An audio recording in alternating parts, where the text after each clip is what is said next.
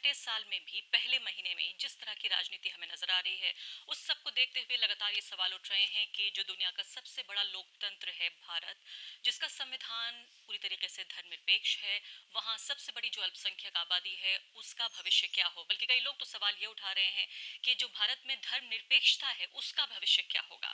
हम आज the wire में आपकी मुलाकात एक ऐसे व्यक्ति से कराने जा रहे हैं जो एक पॉलिटिशियन है, लेकिन अक्सर पॉलिटिकली इनकरेक्ट रहते हैं। वो जिस भी पॉलिटिकल पार्टी में रहे, कभी पार्टी लाइन से डट कर या पार्टी लाइन से के मुताबिक वो कभी भी नहीं चले। और कहा यह भी जाता है कि एक मुस्लिम पॉलिटिशियन होने के बावजूद भी उन्होंने इस बात की परवाह कभी नहीं की कि मुस्लिम समुदाय उनकी विचारधारा या जो उनके विचार रहे या जो उनके बयान रहे उससे सहमत है या नहीं। लेकिन ऐसा व्यक्ति जो अपने ही मन की सुनता है। लेकिन कभी कभी ये भी कहा जाता रहा कि ये व्यक्ति कहीं ना कहीं इतिहास के एक लम्हे में कैद हो गया है। मेरे साथ आरिफ मोहम्मद खान मौजूद हैं। बहुत बहुत स्वागत है आरिफ साहब आपका। बहुत बहुत शुक्रिया। और इस इंटरव्यू में ये बताना भी बहुत ज़रूरी है कि बहुत सारे ऐसे मौके आए हैं जिसमें ये भी कहा गया कि आरिफ मोहम्मद खान एक नेता, एक लीडर होने के अलावा एक बड़े स्कॉलर के तौर पर माने जाते रहे, जाने जाते रहे। और शाहबानो के केस में, जो कि 80 के दशक का सबसे बड़ा वो एक मामला था जिसमें माना गया कि धर्मनिरपेक्षता का जो इतिहास था भारत में, उसके लिए वो एक ऐतिहासिक लम्हा था। और उस वक्त में एक मुस्लिम नेता और राजीव गांधी की सरकार में मंत्री होते हुए उस ऐतिहासिक लम्हे को आरिफ मोहम्मद खान ने अपने नाम कर दिया। लेकिन आरिफ साहब से लगातार मेरे वैचारिक मतभेद होते रहे। इस इंटरव्यू में भी आपको वही देखने को मिलेगा। सबसे पहले आरिफ मोहम्मद खान प्रधानमंत्री जो हैं, सबसे पहला भाषण उन्होंने दिया है अब संसद में, और उसमें जो है जिक्र इस बात का कर दिया कि कांग्रेस पार्टी जो है मुसलमानों को गटर की तरह ट्रीट करना चाहती है, या वो गटर में पड़े रहें ये अच्छा है। क्यों 33 साल बाद नरेंद्र मोदी, जिनको थंपिंग मेजोरिटी जैसे कहा जाता है, इतनी बड़ी जीत हासिल हुई है बिना या कहें कम से कम मिनिमम मुस्लिम सपोर्ट के, क्यों बार बार उन्हें मुसलमान, कांग्रेस पार्टी, इसे क्यों याद करना पड़ता है? दोनों आप मिक्स अप कर रहे हैं कि कांग्रेस को याद करना और उनको थंपिंग मेजोरिटी क्यों मिली है, ये दोनों अलग चीज हैं। थंपिंग मेजोरिटी इसलिए मिली है कि इस देश ने उनको पसंद किया, देश के इलेक्टोरेट ने पसंद किया।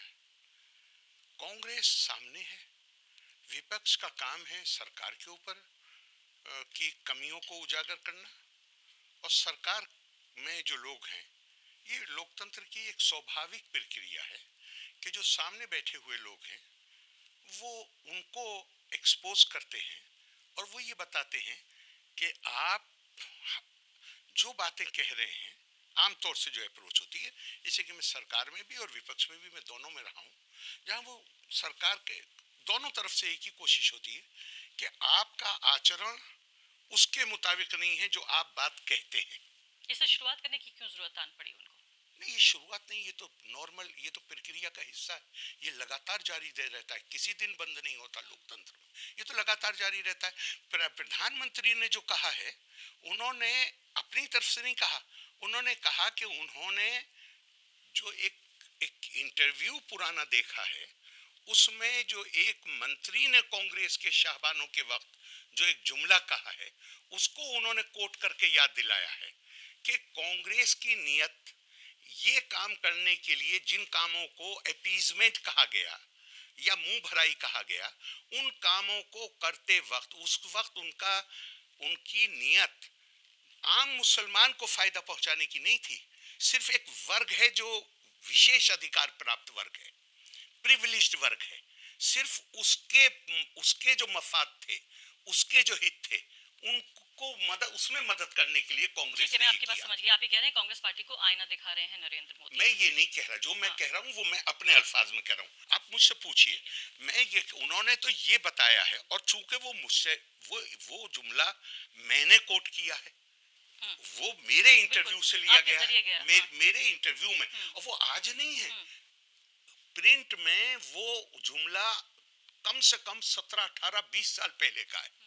और चैनल जब से आए हैं तब से, कल से जितने मैंने देखे हैं वो क्लिप्स, कम से कम 8 या 9 टीवी के प्रोग्राम्स में मैंने वो जुमला दोहराया है कि जब मुझसे इस्तीफा वापस लेने के लिए दबाव डाला जा रहा था। एक बार फिर से बोल दीजिए कि क्या वो पूरा वाकया था, ताकि पूरा दर्शकों को समझ में आ जाए। जी।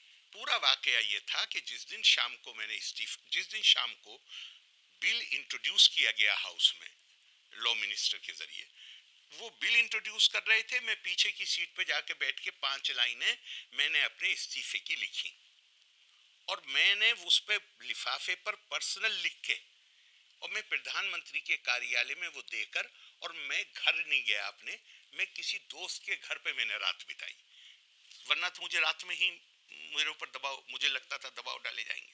अगले दिन सुबह जब मैं पार्लियामेंट पहुंचा तो सबसे पहले मुझे श्री अरुण सिंह मिले। वो मुझे ले गए प्रधानमंत्री के कार्यालय के बराबर में एक वेटिंग रूम होता है, वहां पे मुझे बिठा दिया उन्होंने, और उन्होंने मुझसे बहुत ही अच्छे अंदाज से, ये जितने भी लोग आए उन्होंने बहुत अच्छे बड़े प्यार से, तकरीबन श्री अरुण सिंह, मैं सबके एक साथ नाम ले देता हूं ताकि कम वक्त लगे, उसके बाद श्री अरुण नेहरू, उसके बाद श्री फोतेदार, उसके बाद वो मिनिस्टर जिनके मातहत मैंने जूनियर मिनिस्टर की हैसियत से काम किया था, उनको बुलाया गया मुझे समझाने के लिए।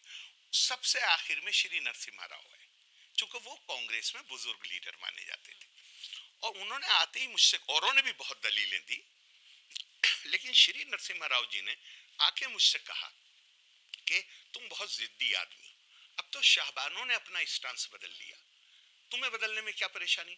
मैं क्या, मैं शाहबानों की लड़ाई नहीं लड़ रहा हूं, मेरा मसला ये है कि मैंने 1 घंटे के करीब पार्लियामेंट का वक्त लिया है, मैंने सुप्रीम कोर्ट के जजमेंट के हक में बातें कही हैं कि ये जजमेंट न सिर्फ मुल्क के कानून के मुताबिक सही है, बल्कि ये कुरान की जो तालीम है, वलिल मुतल्लिकाति मताउम बिल मारूफ हक्कन अलल मुत्तकीन, और तलाकशुदा औरत के लिए भी एक प्रोविजन करना है, उसके लिए भी माली इंतजाम करना है, ये वाजिब है, ये हक है उन पर जो खुदा शनास हैं, ये उसके भी ऐन मुताबिक है।